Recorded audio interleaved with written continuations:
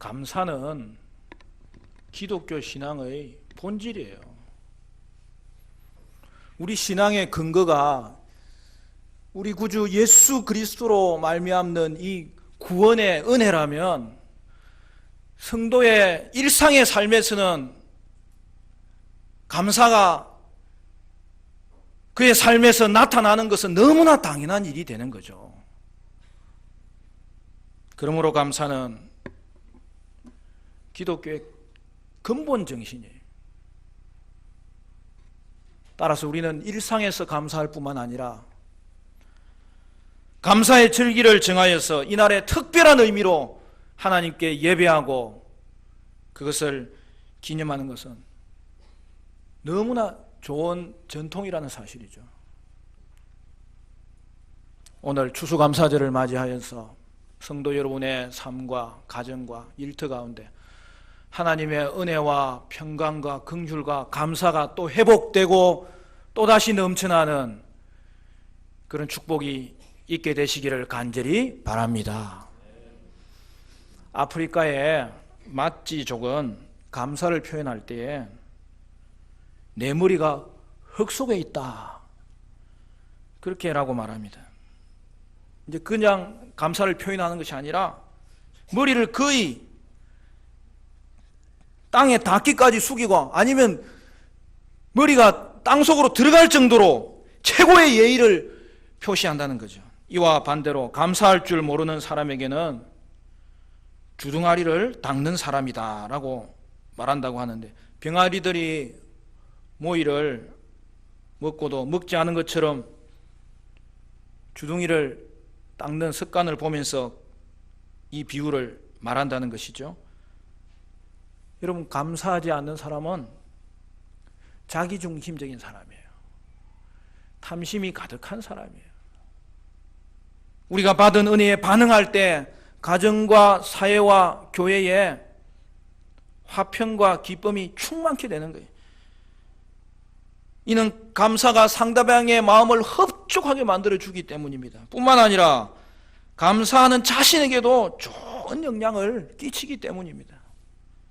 그래서 사도 바울은 우리에게 이렇게 말합니다. 데살로니가 전서 5장 16절 이하에 항상 기뻐하라, 쉬지 말고 기도하라, 범사에 감사하라. 이는 그리스도 예수 안에서 너희를 향하신 하나님의 뜻이니라. 항상 기뻐하고 쉬지 않고 기도하는 이유는 성도에게는 소망이 있기 때문입니다. 성도가 범사에 감사하며 살 수 있는 이유도 우리에게는 무엇보다도 소망의 하나님이 함께 계시기 때문입니다. 우리가 감사헌금을 할 때 이미 받은 은혜를 쓰는 경우도 있지만 주실 은혜를 믿고 감사하는 경우가 있잖아요. 그러므로 우리는 주신 은혜에 대한 감사도 너무나 귀하지만 장래는 하나님의 손에 달려있기 때문에 우리가 고난에 처해 있을 때에도 장래의 소망을 간직하면서 현재를 감사할 수 있는 것, 그게 그리스도인의 참된 모습이라는 사실이죠. 따라서 최고의 감사는 소망 중에 감사하는 거예요. 시편 62편 5절은 이렇게 말합니다. 나의 영혼아 잠잠히 하나님만 바라라. 물은 나의 소망이 그로부터 나오는도다. 그러니까 여러분, 비결이 이거죠. 소망을 간직한 자는 항상 기뻐할 수 있는 거예요. 소망을 잃지 않는 자는 쉬지 않고 기도할 수 있는 거예요. 그것을 멈추지 않을 수 있는 거예요. 소망을 가진 자는 범사에 감사할 수 있는 거예요. 왜 그렇습니까? 여호와 하나님이 우리의 소망이기 때문입니다. 시편 기자는 71편 5절에 말하기를 주 여호와여 주는 나의 소망이시요 내가 어릴 때부터 신뢰한 이시라. 사랑하는 성도 여러분, 우리에게는 소망의 하나님이 함께 계시니 여러분은 환경의 좋고 나쁨에 상관없이 소망 중에 감사하는 하나님의 사람들 되시기를 간절히 축복합니다. 모든 소망은 하나님께로부터 오는 거예요. 소망의 하나님께서 여러분에게 언제나 소망을 주시기 때문입니다. 오늘 본문을 보면 이스라엘은 죄로 인하여 바벨론의 포로로 잡혀갈 것이라고 예언하였는데 그것이 그대로 이루어지잖아요. 포로로 잡혀간 백성들이 이 말씀을 새롭게 이제 받아들이는 거예요. 하나님의 언약을 깨트리면 결국 하나님이 우리에게 징계하시는구나. 그러나 거기서 그들은 소망이 없어 보이는, 이제는 회복되리라는 것은 그 어떤 기미도 보이지 않는 상황에서 그들에게 주신 위로의 말씀이 새롭게 다가오는 것이죠. 하나님이 말씀하십니다. 그래도 너희에게는 보장된 미래가 있느니라. 그러므로 기대하며 살아라. 그렇게 말씀하신 것이죠. 따라서 성도는 우리 하나님이 소망의 하나님이기 때문에 소망의 사람이 될 수밖에 없는 거예요. 먼저는 우리는 과거에 베풀어 주신 하나님의 은혜를 생각할 때에 소망을 가지고 감사할 수 있는 거예요. 허무한 시절을 지날 때에 하나님이 여러분을 찾아오시지 않았습니까?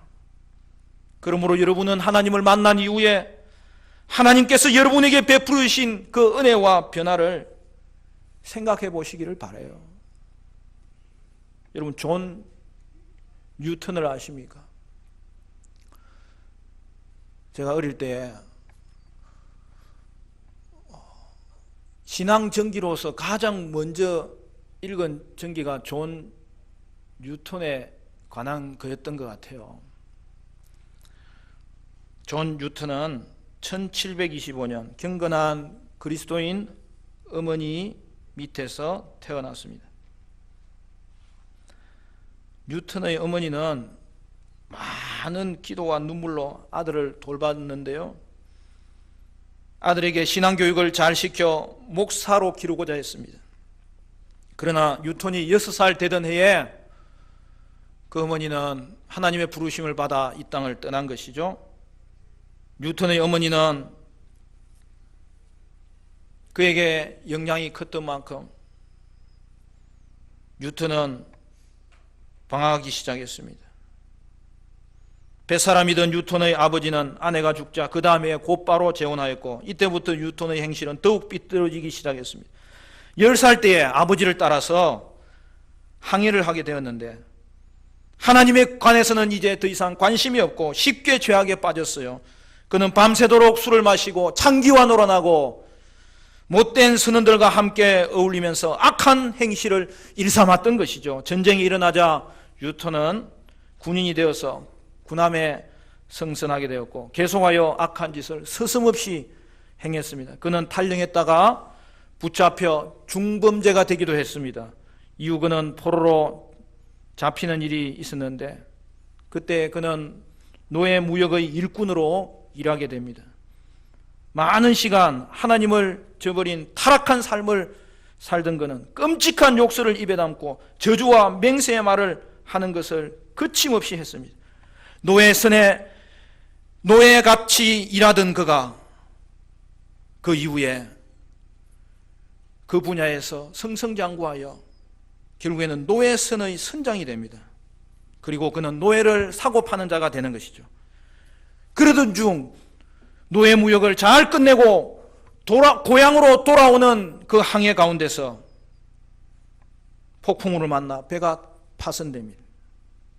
그는 이러한 상황에서 주님, 우리에게 자비를, 다급하게 말하였지만 그렇게밖에 기도할 수밖에 없었어요.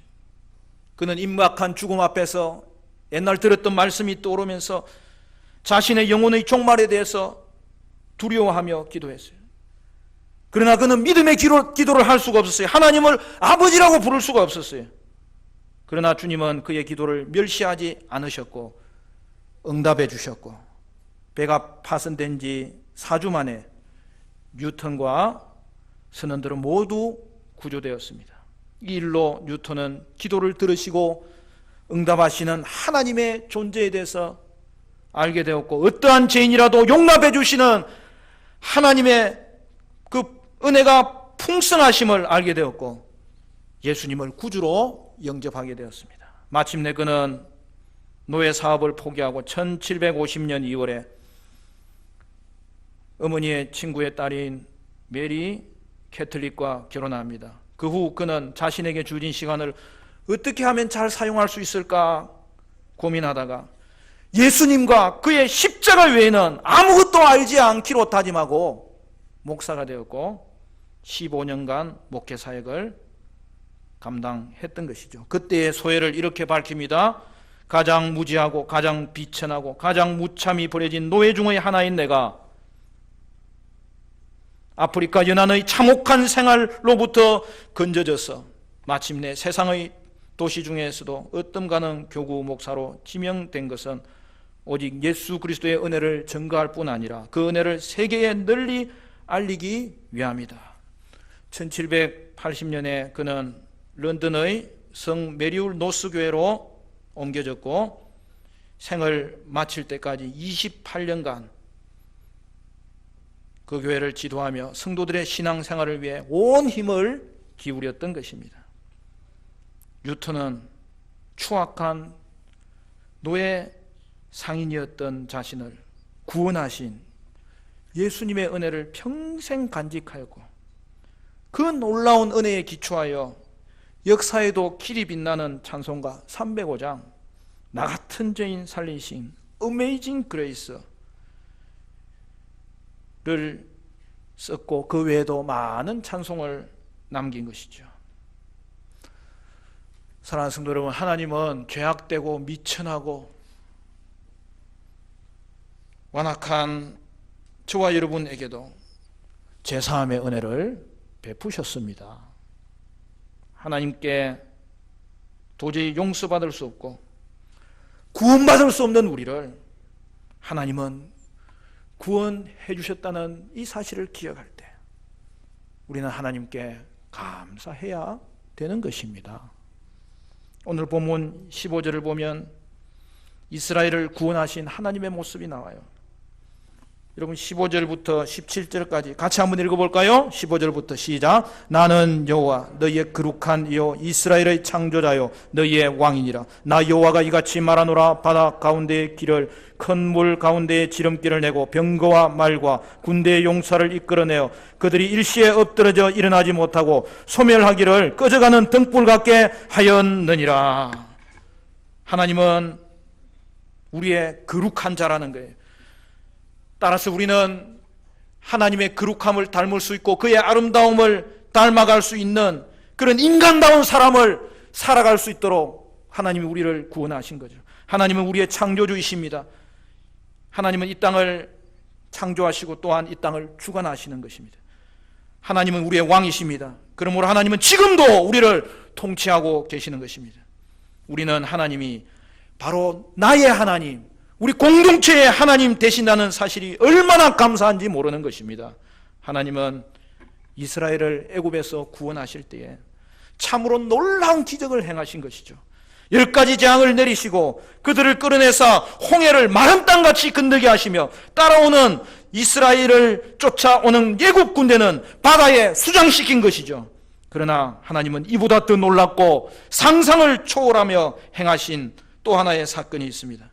그것은 우리를 위한 십자가 사건입니다.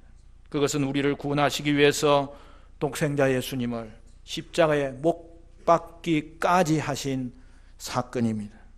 그러므로 사랑하는 성도 여러분, 우리는 하나님의 이 놀라운 사랑으로 인하여 우리의 과거도 구원받았을 뿐만 아니라 매일 새로운 하루를 대할 때마다 기대하는 마음으로 살아갈 수 있도록 하나님께서 우리에게 은혜의 삶을 열어주신 것입니다. 18절을 보면 하나님은 이전 일을 기억하지 말며 옛날 일을 생각하지 말라고 하였습니다. 여러분 여기서 이전 일은 출애굽 사건, 홍해에서 구원받은 사건을 가리키는 거예요. 홍해에서 구원받은 사건은 여러분 두고 기억해야 될 내용 아닙니까? 그런데 기억하지 말라고 하는 거예요.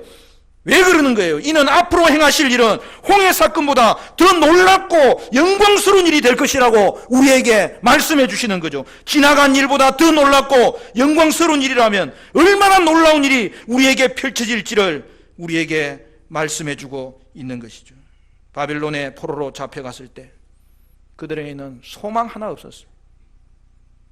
그러나 그 이스라엘에게 하나님은 제2의 출애굽을 약속하시는 것입니다. 그것이 오늘 19절 말씀입니다. 19절 말씀 같이 읽어볼까요? 19절 시작. 보라, 내가 새 일을 행하리니 이제 나타낼 것이라. 너희가 그것을 알지 못하겠느냐. 반드시 내가 광야의 길을 사막의 강을 내리라. 이전 일, 옛날 일과 대조되는 새 일을 행하실 것을 말씀합니다. 그리고 새 일은 그리스도께서 오셔서 죄와 사망에서 죽을 수밖에 없는, 그 누구도 그것을 해결할 수 있는 방법도 능력도 없는 이 땅 가운데 우리를 구원하시기 위해서 우리에게 오실 것에 대해서 말씀하신 내용인 것입니다. 오늘 저와 여러분에게는 제2의 출애굽이 온전하게 성취된 것이죠. 그러므로 독생자를 아끼지 않고 주신 하나님께서 더 이상 우리를 위해 놀라운 새 일을 행하지 못할 것이 없는 것이죠. 하나님께서 예수님을 십자가에 못 박히신 것은 이미 우리에게 모든 것을 다 주셨다는 뜻입니다. 아들까지 주시고 우리를 자녀 삼아 주셨는데 하나님은 우리에게 더 이상 그 어떤 것을 아끼시겠습니까? 그러므로 성도는 기대하는 마음으로 이 땅을 살아야 될 것이고 그 어떤 형편에서도 소망을 간직하며 살아야 될 것입니다. 소망 가운데 하나님께 기도하면, 찾으면, 기다리면, 두드리면 감사하는 마음으로 하나님을 의지할 수 있어서 그 가운데 하나님은 기쁨으로 응답해 주실 것입니다. 빌립보서 4장 6절 말씀에 아무것도 염려하지 말고 다만 모든 일에 기도와 간구로 너희 구할 것을 감사함으로 하나님께 아뢰라. 그리하면 모든 지각에 뛰어난 하나님의 평강이 그리스도 예수 안에서 너희 마음과 생각을 지키시리라. 마야 종족에게 소망이란 무엇에 걸려있다, 그런 뜻이라고 합니다. 그래서 그곳에 복음을 전한 선교사님이 성경을 번역할 때에 하나님 안에 우리의 소망이 있다라는 표현이 나온 것을 우리가 하나님께 걸려있다 이렇게 번역했다는 거예요. 우리 인생은 하나님께 걸려있는 거예요. 하나님께 달려있는 거예요. 그러므로 저와 여러분은 고난 중에서도 소망 간직하고 감사할 수 있다는 사실이죠. 요즘 사람들이 세상 사는 것이 워낙 힘들다 보니까 입에 달고 다니는 말이 있어요. 아이고 죽겠다. 아이고 죽겠다. 여러분, 성도는 그런 말 쓰면 안 돼요. 죽겠다는 말이 생각이 나고 뱃속에서도 올라오고 입까지 나와도 딱 멈추고 잠시 한 박자 멈추고 죽겠다 하지 말고 죽게 있다. 아이고 죽겠다 말이 나올 때마다 내 인생은 하나님께 달려있다. 내 인생은 하나님께 걸려있다. 여러분, 죽겠다와 죽게 있다는 전혀 다른 세상을 살아가는 그러한 사람들의 상반된 관점을 보여주는 것입니다.